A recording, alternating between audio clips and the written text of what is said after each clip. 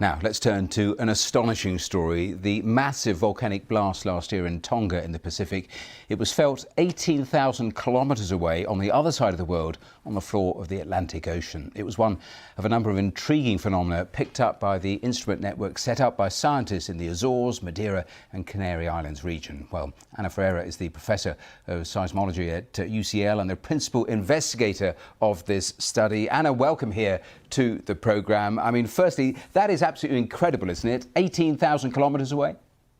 Yes, absolutely. We were really thrilled when we saw these signals. They were quite unexpected, really. So it's absolutely thrilling, and not the main purpose at all of our study, which was to record and study earthquakes.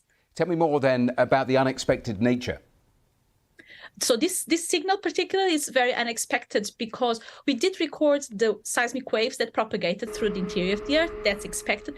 But then there were these very interesting and very unique waves in the atmosphere following the massive explosion. And we recorded those waves as they then went into the water and then to the seafloor. So 5 kilometers deep into the water on the other side of the Earth from the explosion. So really quite spectacular.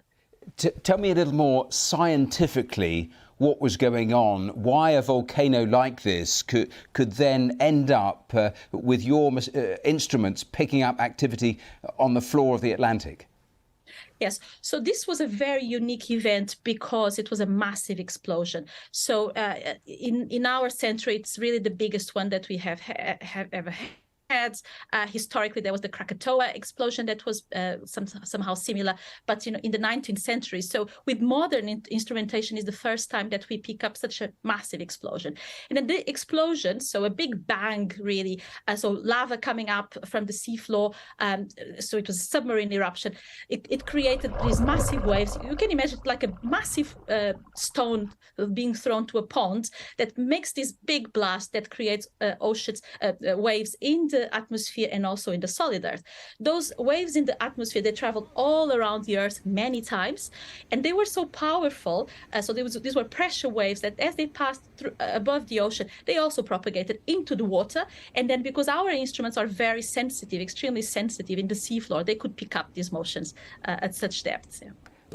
As you were describing it, we were seeing the pictures of the volcanic blast. I mean, it is extraordinary, exactly as you describe it. I mean, is there any sort of way to quantify the energy that was actually released here?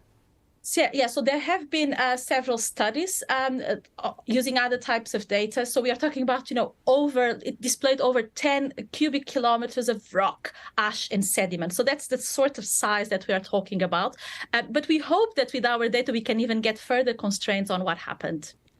And in terms of those shockwaves that you were describing going through the Earth's crust, I mean, how fast were they moving? How long did it take to get to the other side of the world? Yes, so the atmospheric waves, they were slow. So they were going at, typical sound speeds, so a few 100 meters per second.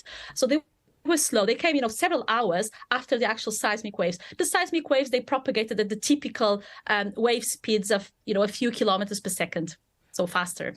Just a final question then. I mentioned in the introduction that these instruments, they picked up other phenomena as well. Just take me through that. We've got about a minute left on the programme. What else did you find? Lots and lots of whales singing and chatting with each other.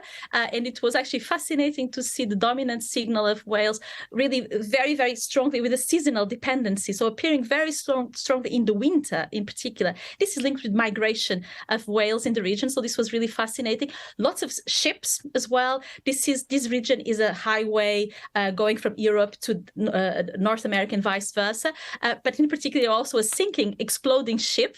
So there was a ship full of luxury cars like Lamborghinis and others near the Azores that sank, and we really recorded quite nicely the explosions and the signals of that sinking ship. So whoever wants to venture can go and try to pick them up from the seafloor. Ana, your enthusiasm is obvious, but I'm going to have to stop you because we've got to take a break.